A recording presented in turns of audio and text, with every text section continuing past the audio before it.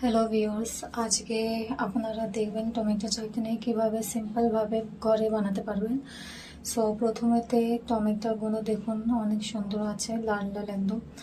So কড়াতে দিয়ে দেবো টমেটোগুলো, দিয়ে ভালোভাবে নুন দিয়ে ভালোভাবে ঢাকা দিয়ে টমেটোগুলো গলে নিতে হবে। তার উপরে তেজপাতা দিয়ে ভালোভাবে ওর থেকে মিক্স করে তার উপরে চিনি দিয়ে দিন। তারপরে চিনি দিয়ে মিক্স করে যখন পুরো ভালোভাবে গলে যাবে, অন্য একটা পাত্র নামিয়ে ওই কড়াতেই সরষের তেল, শুকনো লঙ্কা, পাঁচফোড়ন আর রসুন কুচি ভালোভাবে ভেজে নিতে হবে। ভাজার পর যে টমেটোটা আমরা সাইডে রেখেছিলাম, টমেটো চাটনিটা, ওইটা ভালোভাবে ফোড়ন দিয়ে দেবো।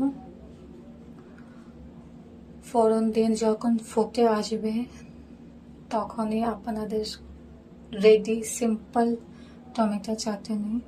So thank you so much ভিডিওটা পুরোটা দেখার জন্য।